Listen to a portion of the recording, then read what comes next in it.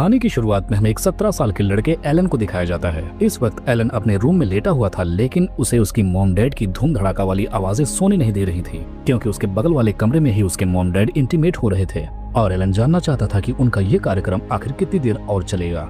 अब कहानी में सीन चेंज होता है, जहाँ पर सुबह के टाइम हमें दिखाया जाता है कि एलन के डैड एलन को डांट कर बिस्तर से उठाते हैं और उसे उठकर वर्कआउट करने के लिए कहते हैं। असल में हम जान पाते हैं कि एलन के डैड एक मिलिट्री मैन होते हैं, इसलिए वो एलन के साथ हमेशा सख्ती से पेश आते हैं, क्योंकि एलन बहुत ही सीधा सा मासूम सा लड़का था और इन बाप बेटों में हमेशा किसी न किसी बात को लेकर बहस चलती ही रहती है और इसी वजह से इन दोनों के बीच कभी आपस में नहीं बनती थी। लेकिन एक कारण इसका और था, एलन जब बहुत छोटा था तभी उसकी सगी मॉम की डेथ हो गई थी और एलन की स्टेप मॉम उस पर ज्यादा ध्यान नहीं देती थी। यहाँ तक कि एलन की स्टेप मॉम जूली इन बाप बेटों की बातचीत बहस में नहीं बोलती थी, क्योंकि वो एलन की सौतेली मॉम थी।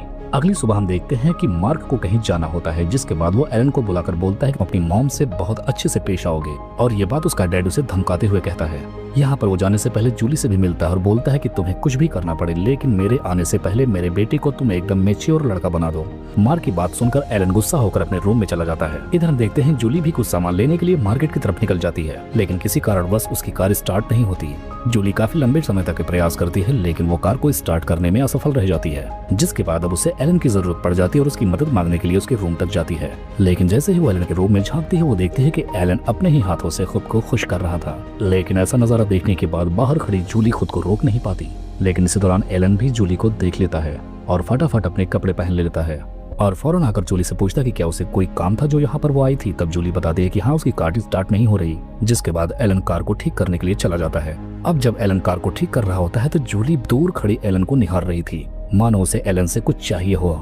जूली एलन के पास जाकर बोलती है कि मुझे पता है कि तुम्हें मार्क का बिहेवियर पसंद नहीं है और इस मामले में मैं चाहकर भी तुम्हारी मदद नहीं कर पाती हूँ।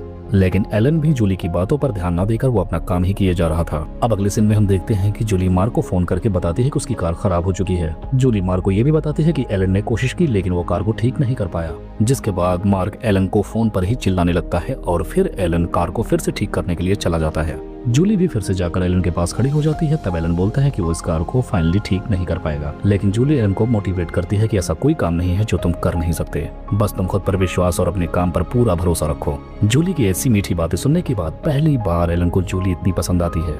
अब यहाँ से जब जूली जाने लगती है, इसी दौरान उसके पैरों में मोच आ जाती है, तो एलन दौड़कर उसके पैरों को सहलने लगता है और अच्छी मसाज देता है। यहाँ पर एलन का इस तरह से छूना जूली को काफी ज्यादा अच्छा लगता है और आखिरकार ऐसा होने से जूली के तन बदन में आग लग जाती है, क्योंकि एलन ने पहली बार किसी औरत के पैर को छुआ था।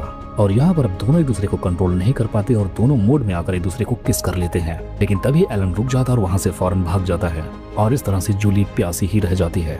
अगले सीन में देखते हैं रात का वक्त होता है और एलन टीवी देख रहा होता है, लेकिन तभी वहाँ पर जूली भी आ जाती है, जो कि एक सेक्सी नाइटी ड्रेस पहन कर आती है उसे रिझाने के लिए। अब यहाँ पर वो एलन को सेड्यूस करने के लिए अपनी दोनों टांगे उठाकर एलन के ऊपर रख देती है। अब यहाँ पर जूली के पैरों में तो चोट आई थी, जिसके चलते एलन को समझ में आता है कि उसे उसके पैरों का मसाज करना चाहिए। अब एलन जब उसके पैरों का मसाज कर रहा होता है, तब जूली उसके हाथों को पकड़कर धीरे धीरे अपनी जांघों तक लेकर चली जाती है और उसकी उंगलियों को अपने बुलबुल के अंदर डाल देती है और फिर देखते ही देखते ये दोनों एक दूसरे के सारे रिश्ते नाते भूल कर एक दूसरे से शुरू हो जाते हैं। लेकिन एलन के लिए ये पहली बार था, तो इसलिए बेचारे का शुरू होने से पहले ही खत्म हो जाता है। अब इस बात पर जूली डिसाइड करती है कि वो एलन की टाइमिंग बढ़ाएगी और उसे हर एक पोजीशन सिखाएगी। अब इस समय के बाद से दोनों पता नहीं कितनी बार इंटीमेट होते हैं, यहाँ तक कि घर का कोई कोना नहीं छोड़ता।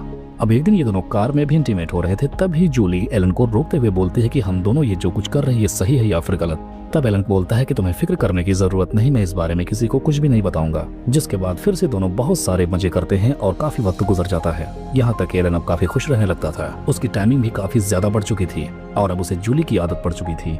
एक दिन सुबह हम देखते हैं जब एलन घर पे वापस लौटता है तो वो जूली के लिए बहुत सारे गुलदस्ते लेकर आता है, लेकिन जैसे ही वो जूली के रूम तक पहुंचता है, उसके सारे ख्वाब उसके सामने टूट जाते हैं और वो अपने सामने बैठा नजारा देखकर बहुत दुखी हो जाता है, क्योंकि उसके रूम के अंदर अब मार्क वापस आ चुका था और इस वक्त वो जूली की गुलाबी के साथ खेल रहा था।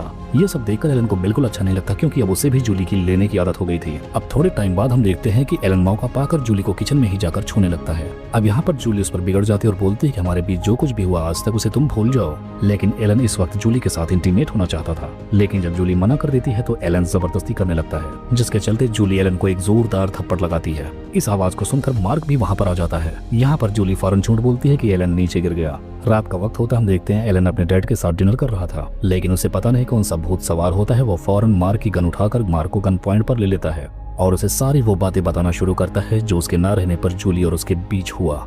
यहाँ पर वो डायरेक्टली अपने डैड से बोलता है कि जूली तुमसे नहीं बल्कि मुझसे प्यार करती है, लेकिन यहाँ पर जूली डायरेक्ट बोलती है कि वो तो सिर्फ मार्क से प्यार करती है और उसके प्यार के लिए किसी भी हद तक जा सकती है। अब इतना सब कुछ सुनने के बाद उसे लगता है कि जूली ने भी बस उसका इस्तेमाल ही किया। अब वो खुद को ही गन पॉइंट पर ले लेता है, जिसे देखने के बाद मार्क जोर जोर से हंसने लगता है और बोलता है कि आखिरकार तुम वो बन ही गए जो मैं तुम्हें बनाना चाहता था। आज तो तुमने गन उठाई है, कल इसे तुम चला भी लोगे। जो काम मैं इतने सालों में नहीं कर पाया वो काम जूली ने कुछ ही वक्त में कर दिया। असल में मैंने ही जूली से कहा था कि तुम कुछ भी करके मेरे बेटे को एक सख्त लौंडा बना दो, और मुझे इस बात से बिल्कुल फर्क नहीं पड़ता कि जूली ने इसे कैसे किया। बस मैं जो चाहता था वो आज मेरे सामने है। अब ये सुनकर एलन को बहुत बड़ा झटका लगता है कि उसे नहीं पता था कि उसका डैड उसे इतना प्यार करता है कि वो उसे मैच्योर बनाने के लिए अपनी बीवी तक दे सकता है।